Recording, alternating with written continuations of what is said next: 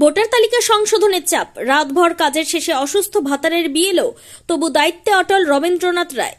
Voter তালিকা সংশোধন পর্বে অতিরিক্ত কাজের চাপ, তারই জেরে অসুস্থ হয়ে পড়লেন পূর্ব বর্ধমানের ভাতার বিধানসভার 19 নম্বর বুথের বিএলও রবীন্দ্রনাথ রায়। বয়স 55 বছর। শনিবার গভীর রাতে শারীরিক অবস্থার হঠাৎ অবনতি হলে তাকে গুসকরা হাসপাতালে ভর্তি করা হয়। চিকিৎসার পর কিছুটা সুস্থ হলেও রবিবার সকালে তিনি ফের কাজে যোগ দেন দায়িত্বশীল বিএলও। পূর্ব বর্ধমানের ভাতারের রামচন্দ্রপুর গ্রামের বাসিন্দা রবীন্দ্রনাথ রায় পেশায় ছাতিমডাঙ্গা আদিবাসী পাড়া প্রাথমিক বিদ্যালয়ের প্রধান শিক্ষক। পাশাপাশি রামচন্দ্রপুর কলোনি এলাকার 19 নম্বর বুথের বিএলও হিসেবেও দায়িত্ব পালন করছেন। এলাকাবাসীদের বড় অংশই দিনমজুর ও প্রান্তিক কৃষক হওয়ায় ভোরেই তারা কৃষিকাজে বেরিয়ে পড়েন। ফলে সন্ধ্যার পর থেকে রাত পর্যন্ত বাড়ি বাড়ি ঘুরে এনুমারেশন ফর্ম সংগ্রহ করতে হচ্ছে তাকে। নেটওয়ার্কের সমস্যা থাকায় রাতে জেগে ডিজিটাইজেশনের কাজ সম্পন্ন বিএলও রবীন্দ্রনাথ বাবুকে। এটাই প্রতিদিনের রুটিন হয়ে দাঁড়িয়েছে তার।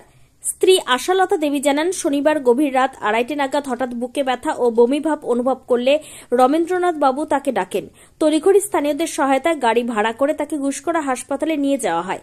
সেখানে স্যালাইন ও অক্সিজেন দেওয়ার পর তার শারীরিক অবস্থার কিছুটা উন্নতি হয়। প্রায় 7 ঘন্টা চিকিৎসার পর চিকিৎসকেরা তাকে বিশ্রামের পরামর্শ দিলেও রবিবার সকালে তিনি বাড়ি ফিরে কাজে যাওয়ার জন্য প্রস্তুতি নেন। বিএলও রবীন্দ্রনাথ বলেন, ডাক্তাররা বিশ্রাম নিতে বললেও উপায় নেই, সাধারণ মানুষের স্বার্থে কাজ করতেই হবে।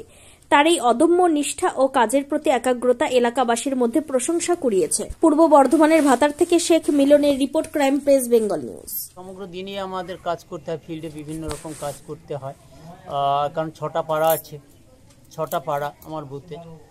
তার মধ্যে 2টো হচ্ছে আদিবাসী অধ্যুষিত পাড়া। স্বাভাবিক নিয়মে এছাড়াও আরও ছোট ছোট গ্রাম আছে, আরও 2টো পাড়া আছে। তা বিভিন্ন পাড়ায় ঘোরা, ফর্ম সংগ্রহ করা, ফর্ম বিতরণ করা, প্লাস এই সময় কাজের মরশুম, ঘরে পাওয়া খুবই কষ্ট। বিশেষ করে আদিবাসী এলাকায় ফর্মগুলো কালেকশন করাটা খুব টাফ। কালকেও আমি রাত মোটামুটি 8টা পর্যন্ত ফর্ম কালেকশন করেছি। তারপরে কি হলো? তারপরে বাড়ি এসে আমার যে কাজ, ডিজিটাইজেশনের কাজ এবং ফর্ম ফাইলিংয়ের কাজ, সেইগুলো যেসব ফর্ম ডিজিটাইজেশন হয়নি, ফেরত এসেছিল, সেইগুলো পুনরায় ডিজিটাইজেশন করার যে প্রসেস, সেই প্রসেসে কাজ করছিলাম। কতক্ষণ কাজ করতে হচ্ছে স্যার? কখনো রাত 12টা, 1টা, 2টো, এটা প্রতিদিন?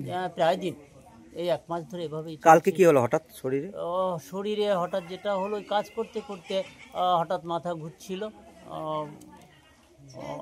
তারপরে তো মাথায় তেল জল দেওয়া হলো, আদার্স যে ইয়েটা থাকে সেটা করা হলো। তারপরে কয়েকবার বমি হলো। বমি হওয়ার পরে শরীরে যখন ঘাটতি পড়ছে, তখন আরও 3 দিন ডেকে গাড়ি ডেকে হাসপাতালে ব্যবস্থা হলো। বিয়ালোরা কাজ করতে কি আমরা শরীর বিএলও কাজ, ধরুন সরকারি চাকরি করছি, পেশার একটা অলরেডি থাকে, কারণ টাইমটা আমাদের খুব কম। আর বিশেষ করে এখানে এই 5G বা 4G কাজ না করার জন্য জটিলতা বেশি আছে। তবে ঊর্ধ্বতন কর্তৃপক্ষ ডিজিটাইজেশনের কাজটা ওরা প্রায়ই করছেন, কারণ আমার এখানে ইসিআই নেট কাজ করছিল না। একদিন উনি এসেন, প্রায় 1.5 ঘন্টা বসে ইসিআই নেটটা করলেন। তারপরেও দেখা গেল পরের দিন আবার ফেল হচ্ছে, নেটওয়ার্ক সমস্যার জন্য যেটা হয়। এই চাপের জন্য কি শরীর খারাপ হয়ে গেল? হ্যাঁ, এটা এই চাপটাই মূলত বলা চলে, এর চাপের জন্যই বলা চলে। কোথায় কালকে গিয়েছিলেন ট্রিটমেন্ট করাতে? গুসকরা প্রাথমিক স্বাস্থ্য কেন্দ্রে। ওখানে ছিলেন কালকে রাত্রিতে? ভর্তি? হ্যাঁ, রাত্রে ওখানেই ছিলেন। অ্যাডমিশন ছিলেন? হ্যাঁ, অ্যাডমিশন ছিল। আজকে এসে আবার কাজ করতে হচ্ছে? হ্যাঁ, এসে ওই কিছু ফর্ম, কালকেও পাড়ায় একজনা মারা গিয়েছিলেন, গিয়ে পাড়াতে পাইনি। তা কিছু লোককে বলে এসেছিলাম সকালের মধ্যে আমার বাড়িতে ফর্মগুলো জমা দেবে। হ্যাঁ, কারণ অলরেডি কাজ প্রায় শেষের একদম শেষ পর্যায়ে চলছে। আমি আমার ঊর্ধ্বতন কর্তৃপক্ষকে বললাম, উনি কাজ করছেন, এখন জিপিতে কাজ করছেন, ঊর্ধ্বতন কর্তৃপক্ষ ডিজিটাইজেশনে কাজ করছেন, প্লাস ফর্মে যে ফাইলিং এবং আদার যে প্রসেস হচ্ছে সেটা চলছে। আপনার তো কালকে ট্রিটমেন্টে গিয়েছিলেন, আপনি ভর্তিও ছিলেন, তারপরেও আপনাকে ডাক্তার কি বলেছে? ডাক্তার রেস্ট নিতে বলছেন এবং পরবর্তীতে 1 সপ্তাহ বাদে আবার বলছেন একটু দেখা করবেন, আপনার কিছু জটিলতা। এখনো তো আজকে সকালে দেখতে পাচ্ছি আপনি কাজ করছেন। হ্যাঁ, কাজ ধরুন করতে হবে, কারণ এটা জনস্বার্থ বিশেষ কাজ, পাবলিকের কাজ। একটি ভোটার বাদ যাওয়া মানে সেখানে একটা বিপাকে পড়া এবং কঠিন পরিস্থিতি।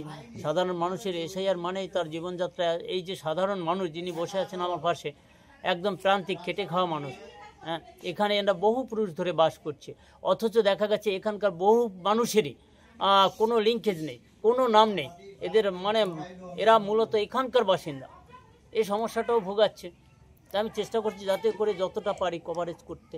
কাজ করার ইচ্ছা যাচ্ছে এখন এই শরীর অসুস্থ নেই? না, কাজ তো করতেই হবে, কাজ উদ্ধার করতে হবে, কারণ এটা নির্বাচন কমিশনের কাজ, গোটা দেশের পক্ষে একটা যেখানে সুপ্রিম কোর্টে যে কাজ আপনাকে দেওয়া হয়েছে নির্বাচন কমিশনের তরফ থেকে, তারা কি এই আপনার অসুস্থতার কথাটা জানানো হয়েছে? হ্যাঁ, যা জেনেছেন অলরেডি। আমার উপরের অফিসার তিনি ফটো করেছেন, বোধহয় এর মধ্যে তিনি পাঠিয়ে দিয়েছেন উপরে সম্ভবত, কারণ তিনি এসেই আমার সঙ্গে দেখা করেছেন, কথা বলেছেন, ফটো করলেন, করলেন।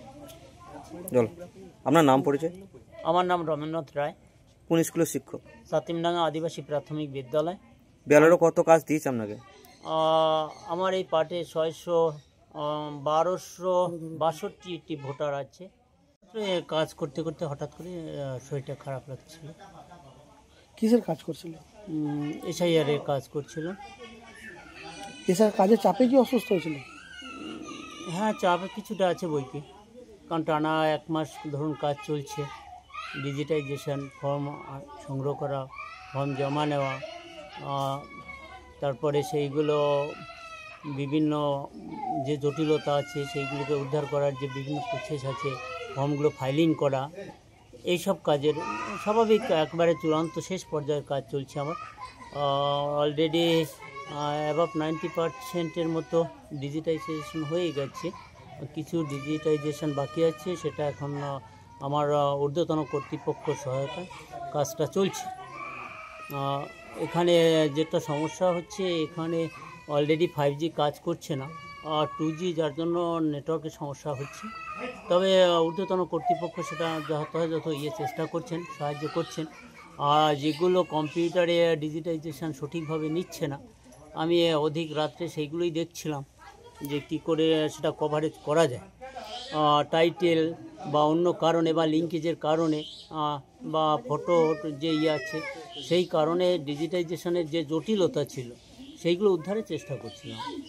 তাছাড়া চূড়ান্ত পর্বে আমাদের ফর্মগুলো বিভিন্ন রকম ফাইলিং করতে হয়, আর লিঙ্কেজের যে থাকে, ধারাবাহিকতা থাকে, সেইভাবে করে সেই ফাইলিংয়ের কাজ, প্লাস ডেথ, শিফটেড এবং আদার্স আরও অনেক রকম ক্যাটাগরি ফর্ম আছে, সেই ফর্মগুলো ডিভিশনের যে কাজ সেটা আমি করছিলাম।